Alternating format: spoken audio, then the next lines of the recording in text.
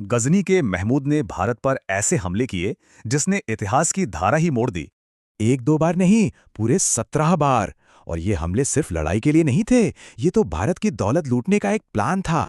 पर सवाल यह है कि उसका असली मकसद क्या था? क्या वो सिर्फ एक हमलावर था या कुछ और? तो चलिए महमूद गजनवी के इन हमलों के पीछे की असली कहानी को समझते हैं। लेकिन ये कहानी महमूद से नहीं, बल्कि उसके पिता से शुरू होती है।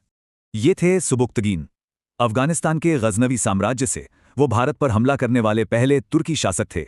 उनका सामना हुआ हिंदू शाही राजा जयपाल से, जिनकी सल्तनत गजनवी साम्राज्य की सीमा से लगती थी। 998 ईस्वी में गद्दी पर बैठा सुबुक्तगीन का बेटा महमूद, और यही से शुरू हुआ हमलों का एक नया दौर। दिलचस्प बात यह है कि महमूद ही सुल्तान की उपाधि लेने वाला पहला मुस्लिम शासक था। बगदाद के खलीफा से उसे कई उपाधियां मिलीं, जिससे उसकी ताकत और बढ़ गई।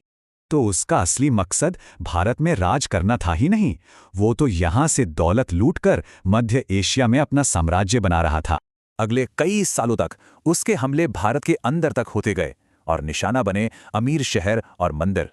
जब उसने कन्नौज पर हमला किया तो वो गंगा घाटी तक पहुंचने वाला पहला मुस्लिम शासक बन गया।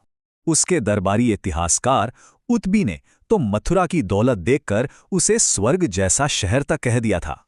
लेकिन ऐसा नहीं था कि उसे कोई रोक नहीं रहा था। भारतीय राजाओं ने भी जबरदस्त टक्कर दी। इनमें सबसे बड़ा नाम है चंदेल राजा विद्याधर का, जिन्होंने महमूद की सेना को पीछे हटने पर मजबूर कर दिया। उसका 16वां हमला सबसे ज्यादा बदनाम है। इस बार निशाना था भारत का एक सबसे पवित्र स्थल। 1025 ईस्वी में उसने हमला किया गुजरात के सोमनाथ मंदिर पर, जो एक पवित्र शिव ज्योतिर्लिंग है।